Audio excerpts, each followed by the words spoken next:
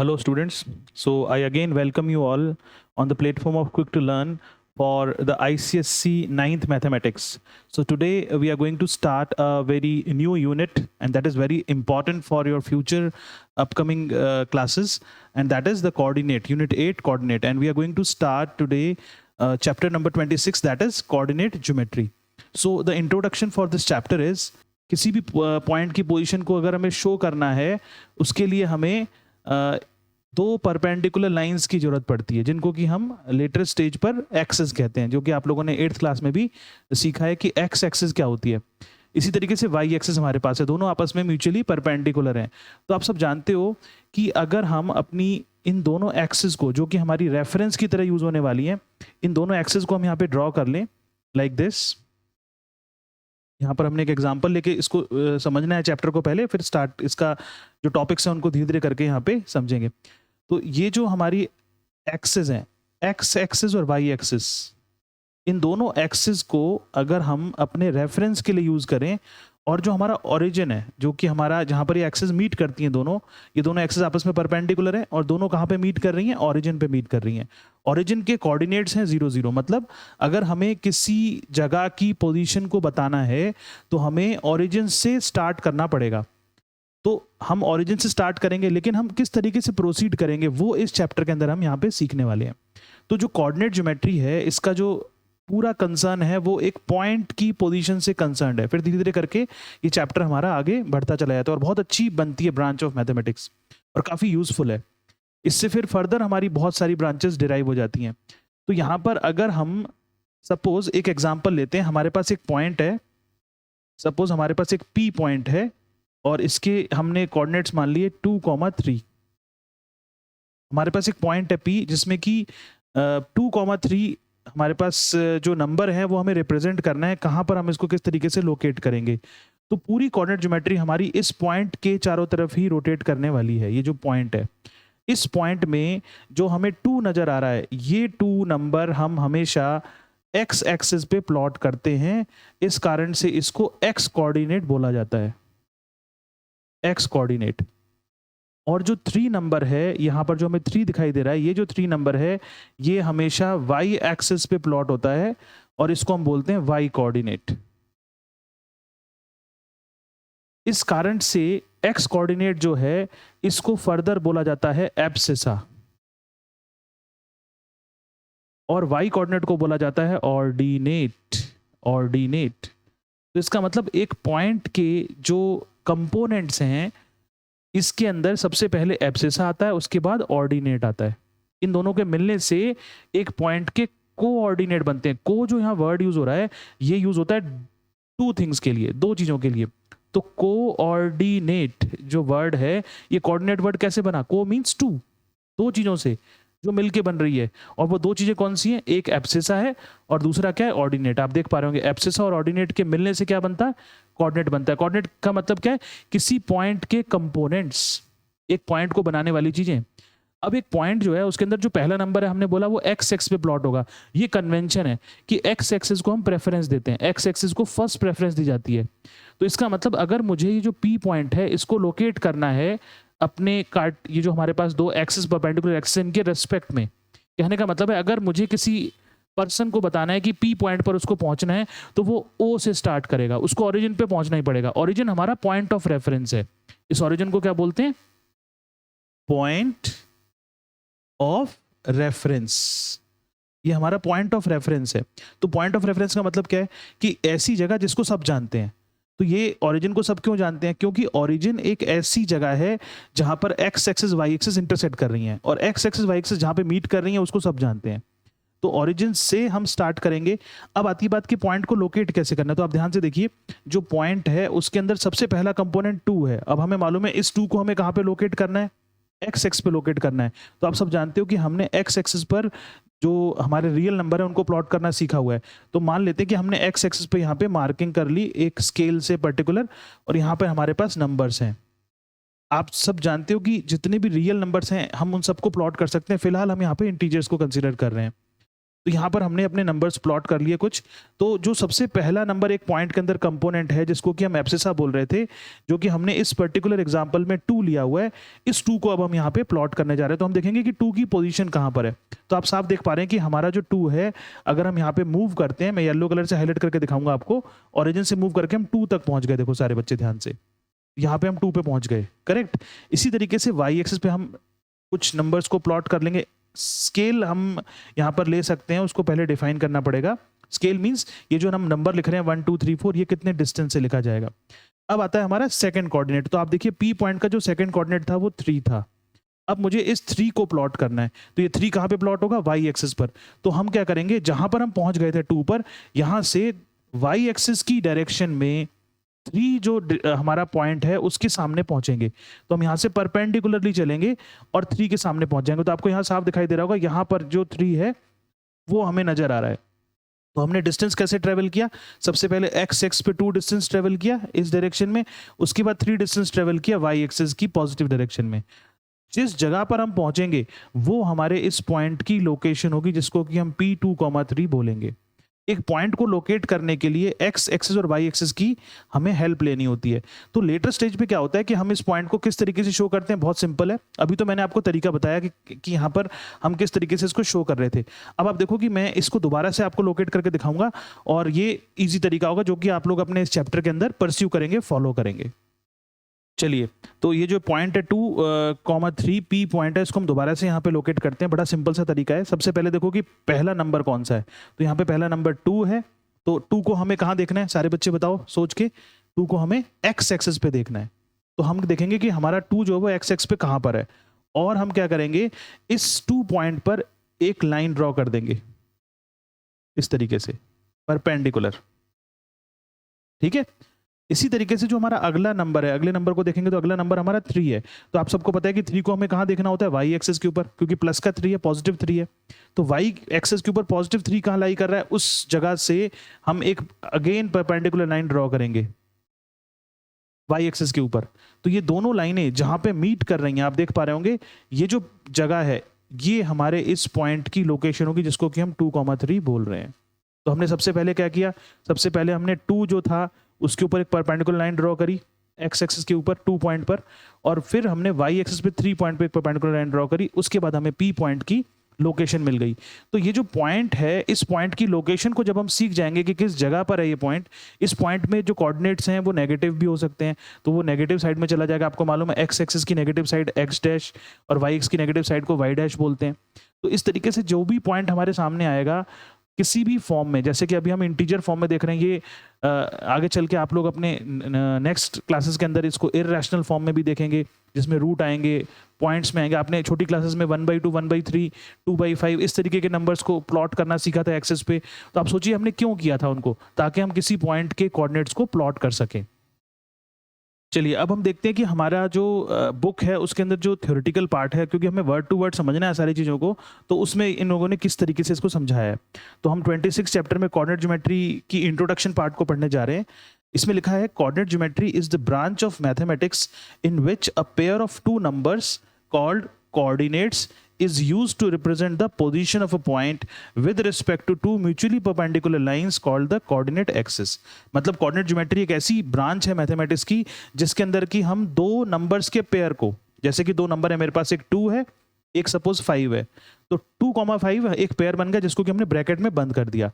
तो इसको हम यहाँ पर पॉइंट बता रहे हैं, और ये पॉइंट के क्या है? कोऑर्डिनेट्स हैं।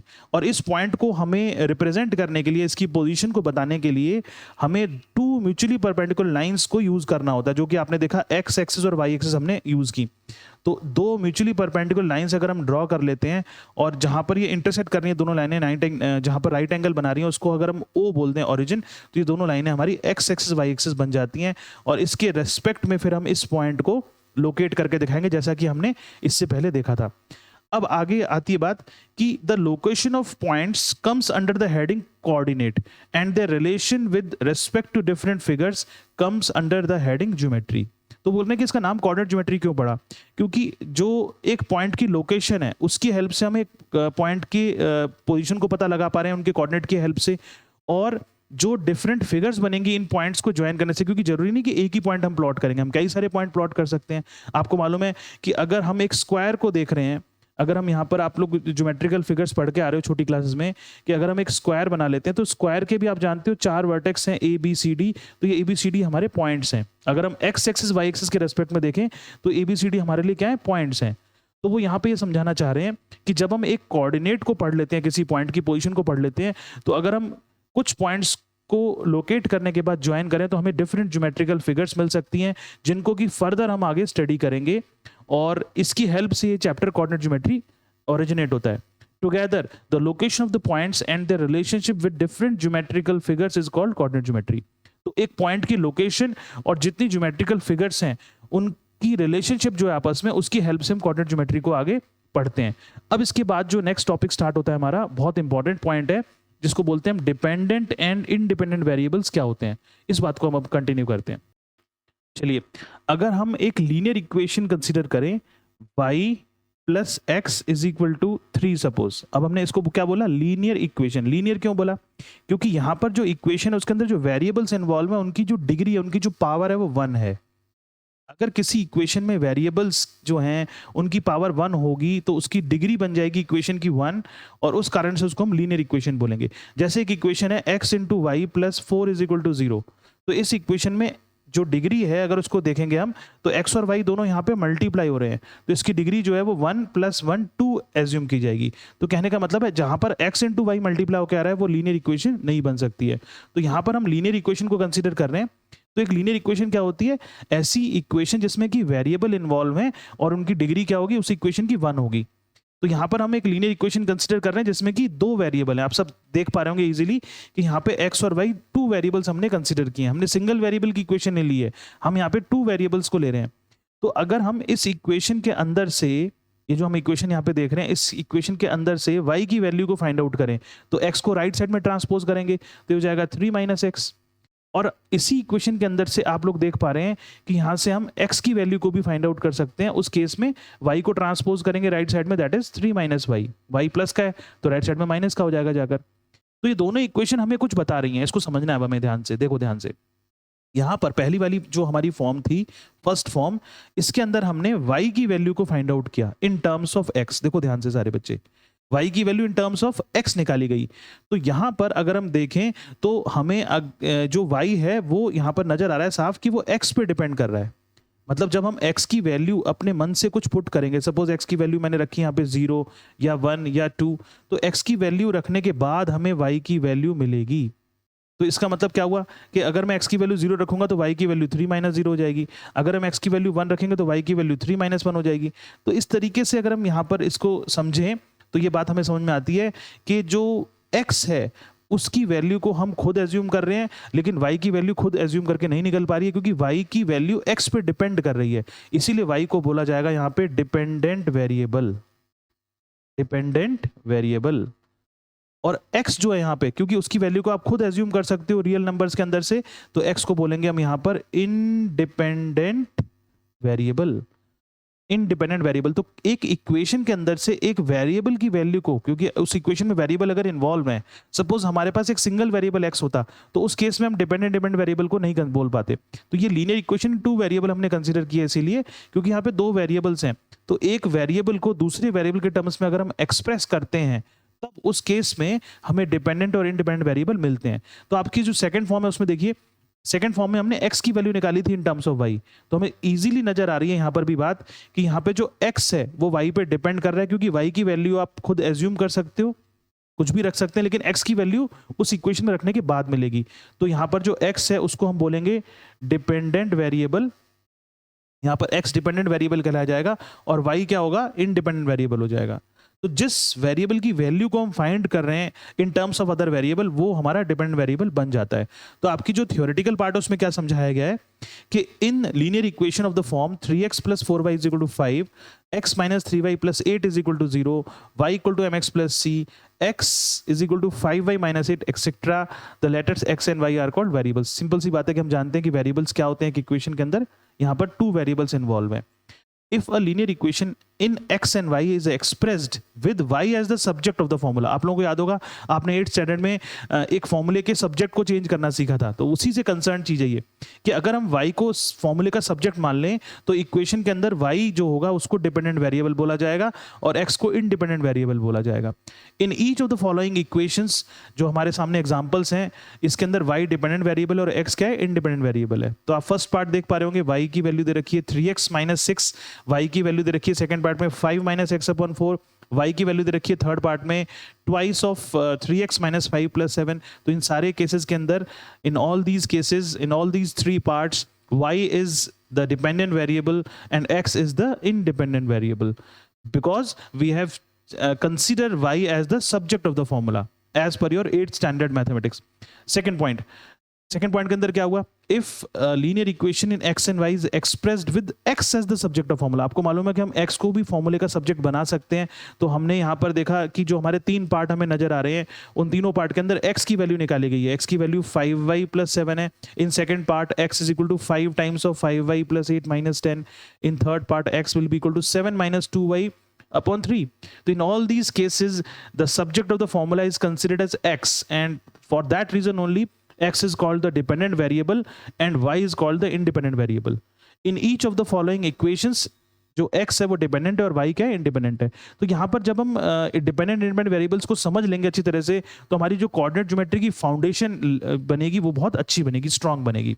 अब देखिए आगे, इन इक्वेशन y = 4x + 9. आपकी बुक में जो रेड कलर के अंदर जो बॉक्स है ना, बहुत इंपॉर्टेंट है, इनको अच्छी तरह से समझना है और इसको याद रखना है. ठीक है, ध्यान रखना है, कंसेप्ट चाहिए. In equation y = 4x + 9, the value of y depends on the value of x. So y is said to be the dependent variable and x is said to be the independent variable. जो मैंने आपको right side में बात समझाई थी कि जो y की वैल्यू वो x पे डिपेंड कर रही है, क्योंकि x की वैल्यू आप एज्यूम कर रहे हो, तो उसको रखने के बाद y की वैल्यू मिल रही है. In the same way, in the equation x = 3y - 5, the value of x depends on the value of y. मतलब जो इक्वेशन हमारी x = 3y - 5 है, उसके अंदर जो x की वैल्यू है y पर डिपेंड कर रही है, क्योंकि जो y है उसकी वैल्यू को हम एज्यूम कर सकते हैं, कुछ भी रख सकते हैं, तब हमें x की वैल्यू मिलेगी.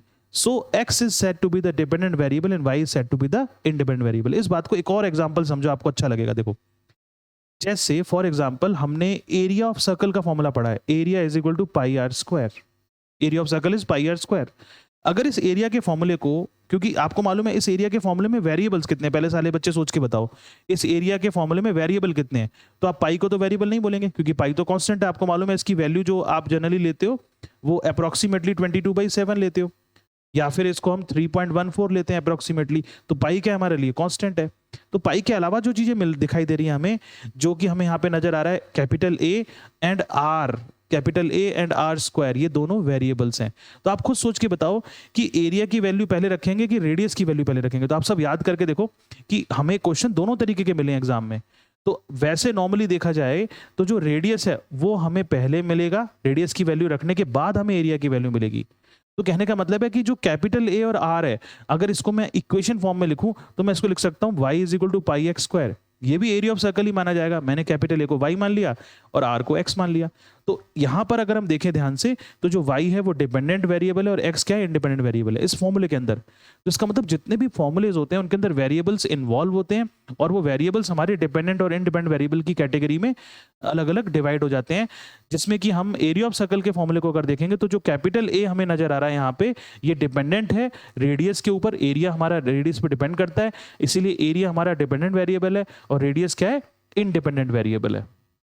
चलिए अब हम एक एग्जांपल देखते हैं, उस एग्जांपल से फिर हम आगे अपनी एक्सरसाइज के क्वेश्चंस को कर पाएंगे जो सिमिलर टाइप के क्वेश्चंस होंगे. तो एग्जांपल 1 है, express the equation 4x - 5y + 20 = 0 in the form so that x is dependent variable and y is independent variable. अगर हमें x को डिपेंडेंट वेरिएबल बनाना है तो x की वैल्यू को फाइंड आउट करना है इसके अंदर से, इक्वेशन में से. तो हमारी इक्वेशन है 4x - 5y + 20 = 0. तो क्या करेंगे, सबसे पहले हम ये देखेंगे कि हमारा वेरिएबल जिसको डिपेंडेंट बनाना है उसको हमें फिक्स रखना है. 4x को चेंज नहीं करना है, कहीं भी नहीं लेके जाना, 4x अपनी जगह पे रहेगा. तो देखो आप 4x अपनी जगह पे ही है. इसके बाद जो बच गए पार्ट वो हमारे इक्वेशन के राइट साइड में चले जाएंगे. तो यहाँ पे जो हमारे पास रिमेनिंग पार्ट है वो है -5y + 20. तो -5y + 20 को हम राइट साइड में ट्रांसपोज करेंगे तो दोनों के साइन चेंज हो जाएंगे and they will become 5y - 20. उसके बाद हमें x की वैल्यू फाइंड आउट करनी है। तो यहाँ पर आप देख पा रहे होंगे जो 4 है वो x से मल्टीप्लाई हो रहा है, तो हम 4 से पूरी इक्वेशन को डिवाइड कर देंगे दोनों साइडों में। आपको मालूम है मैथ्स में दोनों साइडों में ऑपरेशन लगता है, तो हमने क्या किया, ये जो इक्वेशन हमारी इसको 4 से डिवाइड कर दिया बोथ साइड्स। तो ये बन जाएगा x is equal to 5/4y minus 5। तो यहाँ से हमारी जो इक्वेशन हमारे सामने आई उसमें x की वैल्यू निकाली है in terms of y, that is Y x is dependent and y is independent. अब देखो सेकंड पार्ट में क्या है, हमें इसी इक्वेशन के अंदर y को डिपेंडेंट बनाना है और x को इंडिपेंडेंट बनाना है। तो सेम प्रोसेस फॉलो करेंगे। सारे बच्चे ध्यान से समझो कि हमारी इक्वेशन है 4x minus 5y plus 20 is equal to 0। तो इसमें हमें y को डिपेंडेंट बनाना है, तो इसका मतलब हम y को टच नहीं करेंगे। कहने का मतलब y का जो कंपोनेंट है उसको टच नहीं करेंगे। तो आप देखो ये माइनस 5y जो है ये अपनी जगह पे फिक्स है, इसको हमने डिस्टर्ब नहीं किया है। बाकी जो बच गए यहाँ पे, अब बचा क्या देखो ध्यान से, एक बचा 4x और एक बचा 20, इन दोनों को राइट साइड में ले जाएंगे, दोनों के साइन चेंज हो गए, बन गए माइनस 4x माइनस 20। अब आप ध्यान से देखो कि जो y है उसके साथ क्या नंबर मल्टीप्लाई हो रहा है, कॉफिशिएंट कहते हैं जिसको, कि y का कॉफिशिएंट -5 है। तो आप इस पूरी इक्वेशन को -5 से डिवाइड कर दो। जब हम इस पूरी इक्वेशन को -5 से डिवाइड करेंगे तो आपको ये रिजल्ट मिल जाएगा जो आपको यहाँ नजर आ रहा है, y की वैल्यू हो जाएगी 4/5x प्लस 4। तो ये हम समझते हैं कि आप लोग कैलकुलेशन मिस्टेक नहीं करेंगे, इसलिए कंसेप्ट इतना मुश्किल नहीं है। तो हमने यहाँ पर क्या सीखा इस क्वेश्चन के अंदर कि एक डिपेंडेंट और एक इनडिपेंडेंट वेरिएबल जो है उसको किस तरीके से हम बनाते हैं, जो कि 8th क्लास में आपने एक चैप्टर में सीखा था जिसके अंदर हम सब्जेक्ट चेंज किया करते थे फॉर्मूले का। चलिए नेक्स्ट टॉपिक की तरफ प्रोसीड करते हैं। The next topic is ordered pair. काफी इंपॉर्टेंट पॉइंट है, ऑर्डर्ड पेयर क्या होता है। N ordered pair means a pair of two objects taken in specific order. दो ऑब्जेक्ट्स को एक पर्टिकुलर मैनर में, एक पर्टिकुलर ऑर्डर के अंदर अगर हम लिखें तो उसको हम ऑर्डर्ड पेयर बोलते हैं। अगर हम कोऑर्डिनेट ज्योमेट्री में बात करेंगे, in relation to coordinate geometry an ordered pair means a pair of two numbers in which the order is important. Coordinate geometry के अंदर दो नंबर्स को अगर हम एक पेयर के अंदर लिख रहे हैं, दो नंबरों को साथ में लिख रहे हैं, तो उसको हम यहाँ पर ऑर्डर्ड पेयर बोल सकते हैं। तो ये जो हमारा रेड कलर का जो बॉक्स है इसके अंदर कुछ पॉइंट्स हैं, काफी इंपॉर्टेंट है, सारे बच्चे ध्यान से समझना। To form an ordered pair, the number are written in specific order, separated by comma and enclosed in small brackets. पहले उन्होंने बताया नोटेशन, कि नोटेशन क्या होगी, लिखने का तरीका क्या होगा। Each of the following जो हमारे एग्जाम्पल्स हैं वो रिप्रेजेंट कर रहे हैं ऑर्डर पेयर को, आप देख पा रहे होंगे। सबसे पहले हमने लिखा 5,7 जिसको कि हमने ब्रैकेट के अंदर एनक्लोज किया है। 5,7 हमारा ऑर्डर पेयर है जिसके अंदर की हमने कॉमा से उनको सेपरेट किया है। जो अगला ऑर्डर पेयर है वो -6,8 है, -6,8 इसको भी हमने यहाँ पर ऑर्डर पेयर की तरह कंसिडर किया है। 0,0 है, 0,-6 है, 5,0 है, 3 होल नंबर 1/2, -2 है, ये भी हमारा क्या है, एक ऑर्डर्ड पेयर है। तो यहाँ पर जो ऑर्डर्ड पेयर है उसको तो हमने समझ लिया, लेकिन यूज कैसे करेंगे वो समझने वाली चीज है। तो कह रहे हैं कि in ordered pair A, B, अगर A, B एक ऑर्डर्ड पेयर है हमारे पास, तो जो उसका पहला नंबर है A उसको बोलते हैं फर्स्ट कंपोनेंट, और जो सेकंड नंबर B है उसको बोलते हैं सेकंड कंपोनेंट। अगर हमारे पास एक ऑर्डर्ड पेयर है जिसमें कि हमने लिखा A, B, जिसको कि हम अलग अलग तरीके से रिप्रेजेंट कर सकते हैं, तो यहाँ पर जो A है इसको बोलेंगे फर्स्ट कंपोनेंट और B को बोलेंगे सेकंड कंपोनेंट। एक और बहुत इंपॉर्टेंट पॉइंट है जो कि हमारा नेक्स्ट पॉइंट यहाँ पे समझाया जा रहा है कि ordered pairs 5,7 and 7,5 are different. मतलब जो 5,7 ऑर्डर्ड पेयर है इसके अंदर फर्स्ट कंपोनेंट 5 है, आप देख पा रहे होंगे, और सेकंड कंपोनेंट 7 है। लेकिन अगर हम इसको रिवर्स कर दें, 7,5 लिखें, तो 7,5 में फर्स्ट कंपोनेंट 7 बन जाएगा और सेकंड कंपोनेंट 5 बन जाएगा। इस कारण से दोनों ऑर्डर पेयर हमारे इक्वल नहीं होंगे। कहने का मतलब है दो ऑर्डर पेयर इक्वल कब होंगे, वो कंसेप्ट हमारे सामने आ रहा है कि दो ऑर्डर पेयर इक्वल कब होंगे। तो आप देखिए सेकंड पॉइंट क्या है, if two ordered pairs are equal their corresponding components must be equal. दो ऑर्डर पेयर इक्वल कब होंगे, जब उनके कॉरस्पॉन्डिंग कंपोनेंट्स इक्वल होंगे। कहने का मतलब है कि अगर A, B, C, D के बराबर है तो फर्स्ट कंपोनेंट A है लेफ्ट साइड में और राइट साइड में फर्स्ट कंपोनेंट C है, तो इन दोनों को बराबर होना चाहिए।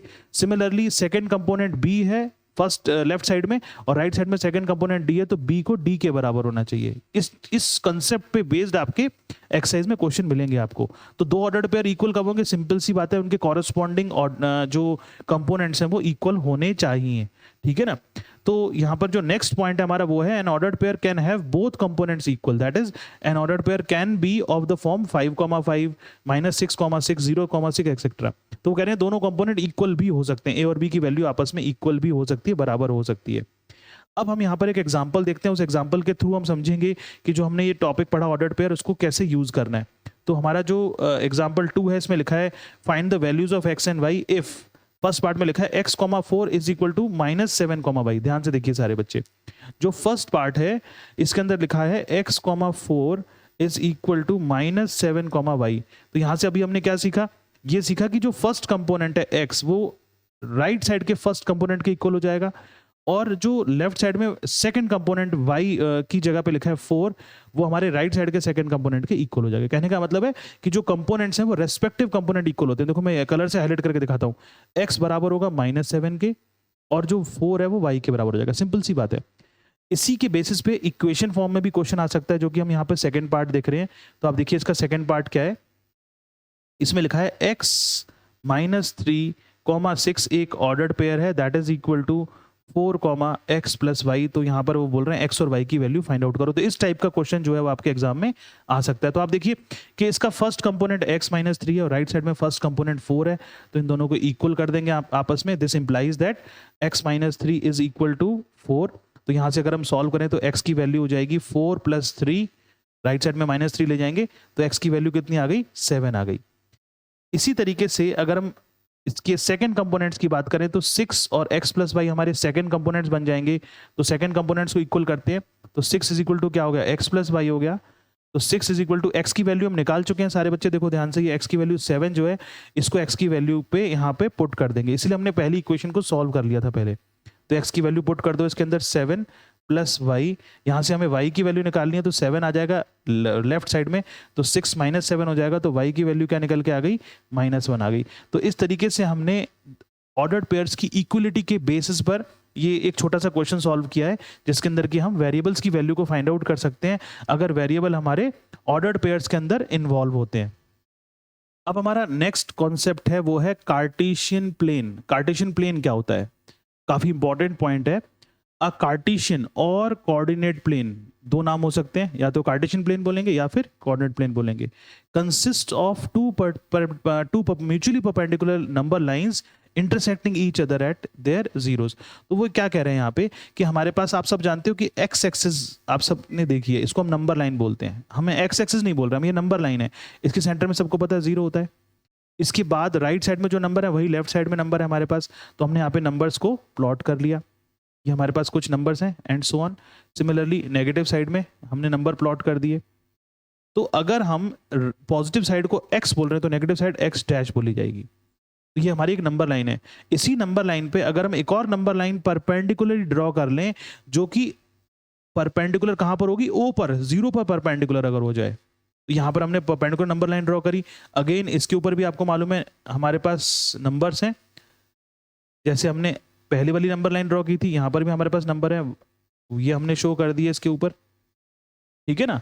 तो ये जो नंबर्स हैं, इन नंबर्स के अकॉर्डिंग हम देखें कि दोनों नंबर लाइन हमारे जो इसका 0 है वहां पर इंटरसेक्ट कर रही हैं। इस कारण से जो हमारा जो इंटरसेक्टिंग पॉइंट है उसके कोऑर्डिनेट बन जाते हैं 0,0, क्योंकि x एक्सिस y एक्सिस दोनों 0 पर इंटरसेक्ट कर रहे हैं।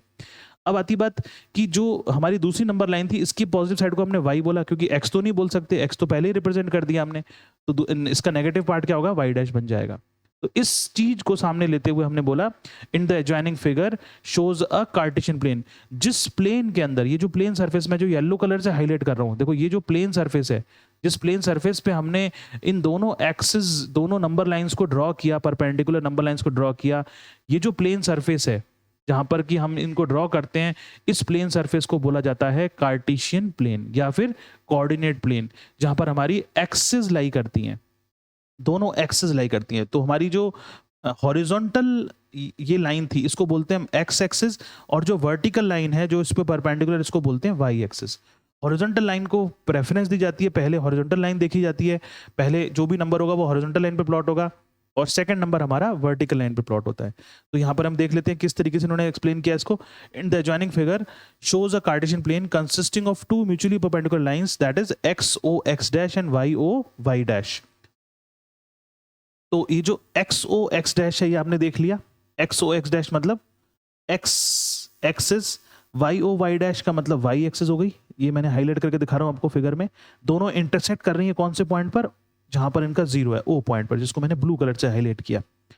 अब लिखा है इसके अंदर कि the horizontal number line x O x dash is called the x axis and the vertical number line y O y dash is called the y axis. इसको y एक्सिस बोलते हैं वर्टिकल लाइन को। The point of intersection O is called the origin which is zero on the both the axis, जिसको कि हमने अपने right side के इसमें प्लॉट कर लिया था। तो ये इतना मुश्किल वो नहीं है कंसेप्ट, आप समझ गए होंगे सारे बच्चे। The system consisting of x axis, y axis and the origin is also called the Cartesian coordinate system। वो सिस्टम जिसके अंदर कि हम इसमें डील कर रहे हैं, x axis y axis origin जहां पर हैं, उस सिस्टम को हम पूरे सिस्टम को बोलते हैं कार्टेशियन कोऑर्डिनेट सिस्टम। ठीक है ना।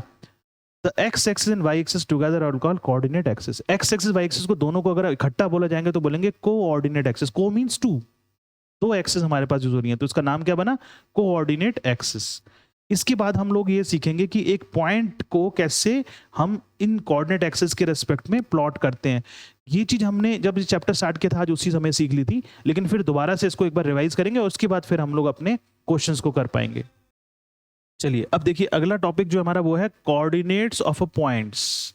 आप लोग सारे बच्चों के लिए बहुत इंपॉर्टेंट है कि आप अपनी बुक को ओपन रखा करिए ताकि हम वहां पर जहां पर समझा रहे हैं वो चीज आपको वहां पे नजर आए। अदरवाइज हमारे वीडियो के अंदर तो यहाँ दिखाई दे ही रहा है जो हमें, जो आपकी पर्टिकुलर बुक है। तो एक पॉइंट के कोऑर्डिनेट आप लोग समझ चुके हैं, वैसे फिर भी रिवाइज कर लेते हैं।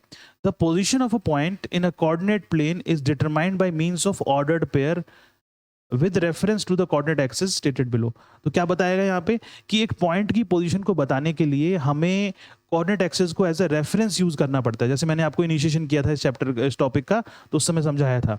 तो starting from O measure the distance of the point along x axis, this distance is called x coordinate or axis of the point। मतलब इसको मैं समझाते चले जाता हूँ आपको राइट साइड में दोबारा से। ये हमारी दोनों एक्सिस हैं, कोऑर्डिनेट एक्सिस। हॉरिजॉन्टल एक्सिस को आपने बोला था x एक्सिस और वर्टिकल को बोला था y एक्सिस। ये हमारा जहां पर इंटरसेक्ट कर रहे हैं वो ओरिजिन हो गया, जिसको कि 0 0 बोलेंगे पॉइंट को। तो यहाँ पर ये समझाया जा रहा है कि किसी भी पॉइंट को अगर हमें लोकेट करना है तो हमें स्टार्ट O से करना है। O से जो उस पॉइंट के लिए हमने नंबर फिक्स किया हुआ है वहां की तरफ मूव करना है। सपोज हम मूव करके चले गए 2 तक, यहां पर हमने 2 शो किया था, तो इसको हम बोलेंगे एब्सिसा। ये जो पॉइंट हमें नजर आ रहा है इसको बोलते हैं एब्सिसा, 2 पॉइंट को। ये समझाया गया।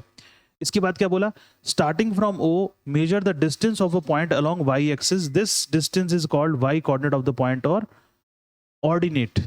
उसके बाद आपको मालूम है कि जब हम किसी पॉइंट को कंसीडर करने वाले हैं तो उस पॉइंट में 2 नंबर होंगे। जैसे 2,3 लिया था हमने, तो हम 2 को तो दिखा चुके हैं, अब वो 3 की बात कर रहे हैं। तो वो कह रहे हैं अब आपको क्या करना है, इस 3 के लिए, ये जो 3 नजर आ रहा है, मैं इसके लिए y एक्सिस के ऊपर 3 डिस्टेंस ट्रेवल करना है, जहां पर 3 आपको मिलेगा, क्योंकि हम पहले से यहाँ पर नंबर लाइन पे प्लॉट कर चुके होंगे। तो ये जो 3 है यहाँ तक आपको ये डिस्टेंस ट्रेवल करना है, जिसको कि हम ऑर्डिनेट बोलेंगे। ऑर्डिनेट है ना। तो एक पॉइंट के अंदर जो कंपोनेंट होते हैं उसके फर्स्ट कंपोनेंट को एब्सिसा बोला जाता है जो ऑर्डर्ड पेयर है, और सेकंड कंपोनेंट को ऑर्डिनेट बोला जाता है। Thus the coordinates of the point will consist of 2 things, that is the abscissa and ordinate। The position of a point with respect to coordinate axis हमें कैसे मिलेगी वो आपको समझ में आ रहा होगा। अब हमें क्या करना है, जहां पर ये दोनों लाइनें मीट करेंगी वो हमारा पॉइंट का लोकेशन बन जाएगा, P पॉइंट का, जिसको कि हम 2,3 बोलेंगे। इसकी हेल्प से अब हम आगे अपने टॉपिक को कंटिन्यू कर सकते हैं। तो यहाँ पर क्या बोला उन्होंने, in stating the coordinates of a point the abscissa precedes the ordinate. मतलब एब्सिसा हमेशा ऑर्डिनेट के आगे रहेगा, एक्स एक्सिस को हमेशा, एक्स कोऑर्डिनेट को हमेशा फर्स्ट प्रेफरेंस मिलेगी। The both are enclosed in a small bracket after being separated by commas. Point को लिखने का तरीका बता रहे हैं, ऑर्डर्ड पेयर है। If the abscissa of a point is x and the ordinate is y, then the coordinate of the point is x, y। Natural सी बात है कि अगर एक पॉइंट का एब्सिसा x है और ऑर्डिनेट y है, तो इस पॉइंट के कोऑर्डिनेट क्या बन जाएंगे, x, y बन जाएंगे। अब बहुत इंपॉर्टेंट टॉपिक है जिसको कि आपको समझना है, और वो है एक क्वाड्रेंट जो है हमारे। क्वाड्रेंट पहले समझेंगे कि क्वाड्रेंट क्या होते हैं, उनके हिसाब से हमारे पॉइंट्स जो हैं उसकी पोजिशंस पे क्या फर्क पड़ेगा। चलिए अब हम समझते हैं कि हमारे क्वाड्रेंट्स क्या होते हैं और उनके साइन कन्वेंशंस क्या हैं। तो देखिए, अगर हम अपनी दोनों एक्सिस को ड्रॉ कर लेते हैं, राइट साइड में मैंने दोनों एक्सिस ड्रॉ कर ली, x axis and y axis, ये हमारी दोनों एक्सिस है, और ये दो एक्सिस जहां पे लाई कर रही है वो हमारा कार्टेशियन प्लेन है, ये हमारा ओरिजिन हो गया। तो हम हमेशा एंटी क्लॉकवाइज डायरेक्शन में मूव करते हैं।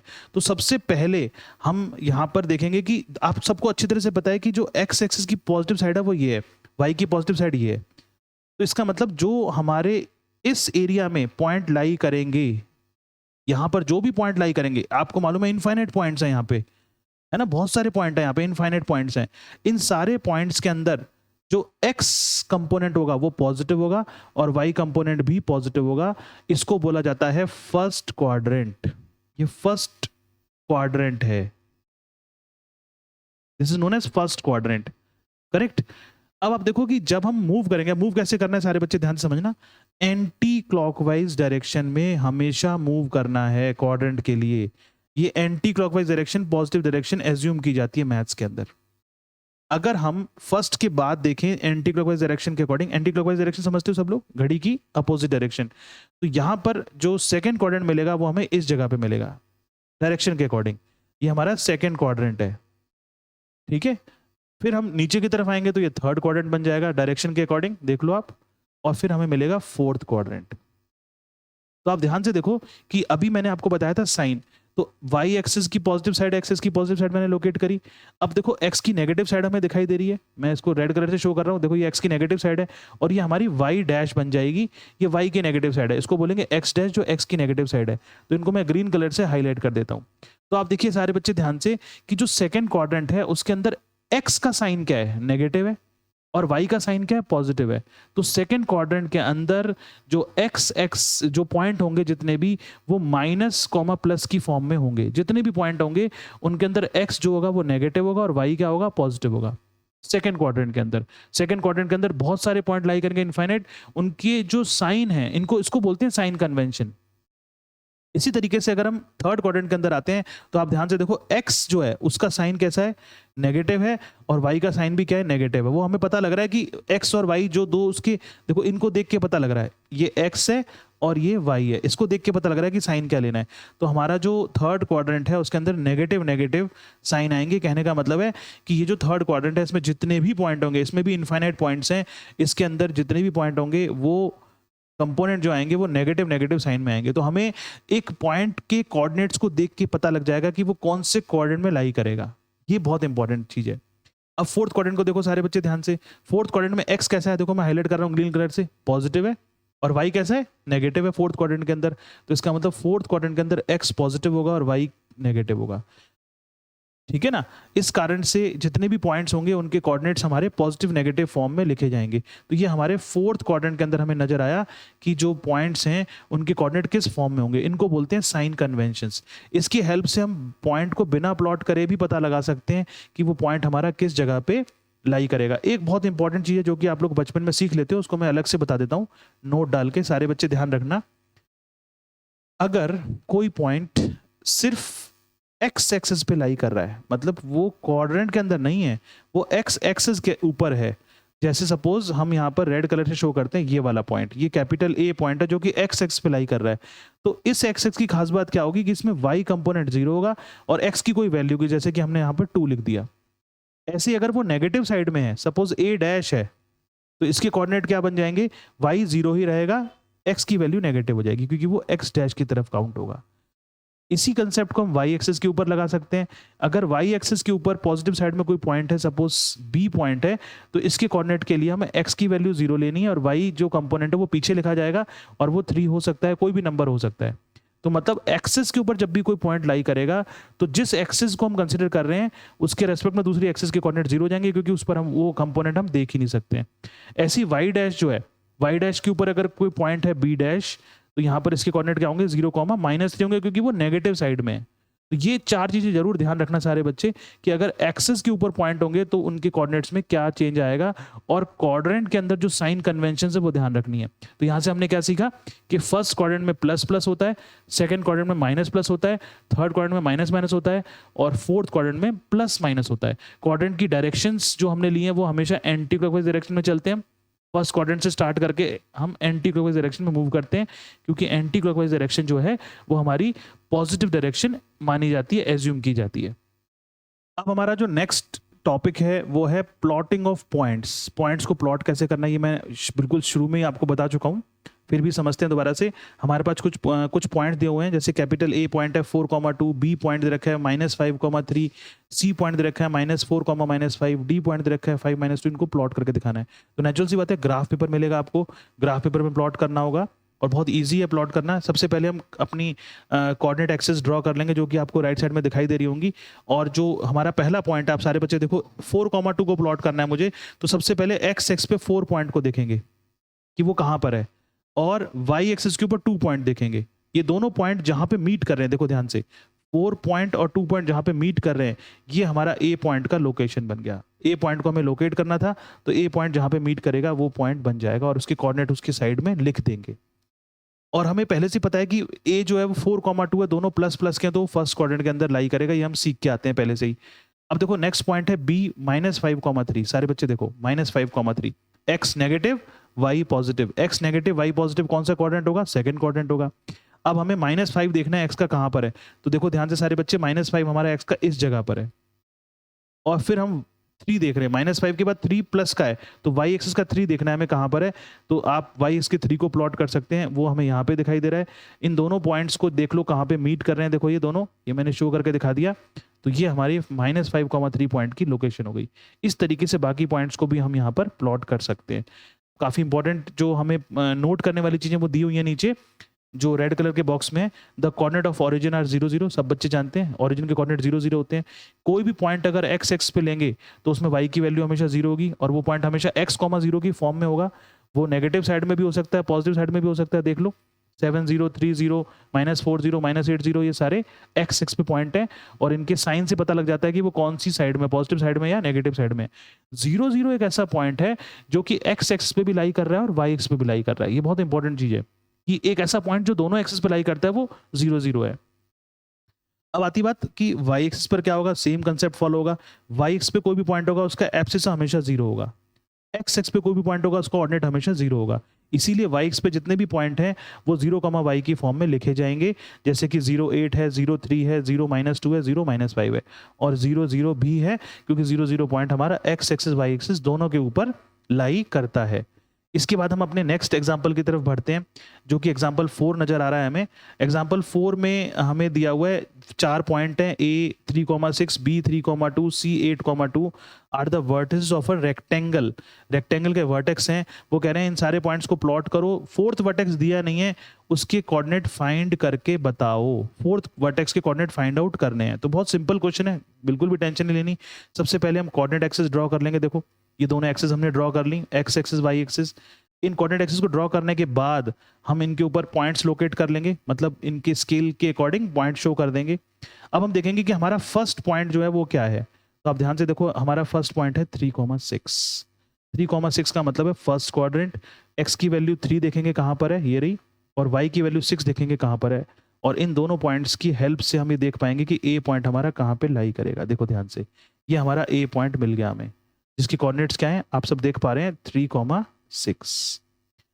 फिर आता है 3,2। तो आप देखिए ध्यान से, 3,2 को भी हम प्लॉट कर सकते हैं इसी तरीके से। सारे बच्चे देखो, 3,2 के लिए हमें x की वैल्यू 3 लेनी है और y की वैल्यू 2 लेनी है। जहां पर ये 3,2 पॉइंट मिलेंगे, देखो ध्यान से, ये 3 था और ये 2 है, ये जहां पे मीट कर रहे हैं वो हमारा b पॉइंट बन गया। देख लो, तो ये जो b पॉइंट है, ये b पॉइंट 3,2 की हेल्प से मिल रहा है हमें। तो इस b पॉइंट के कोऑर्डिनेट हम यहाँ पे लिख देंगे 3,2, जो कि आपके फिगर में शो नहीं किया हुआ है। ठीक है, इसके बाद हम चलते हैं नेक्स्ट पॉइंट पर, और जो नेक्स्ट पॉइंट है वो है हमारा सी पॉइंट। अब देखो ध्यान से, बी हो गया, सी पॉइंट है 8,2।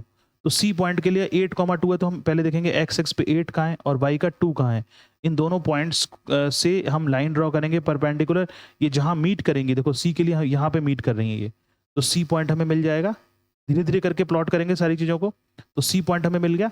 अब सी पॉइंट के कोऑर्डिनेट्स को मेंशन कर दो यहाँ पे, जो कि हमें दे रखे हैं 8,2।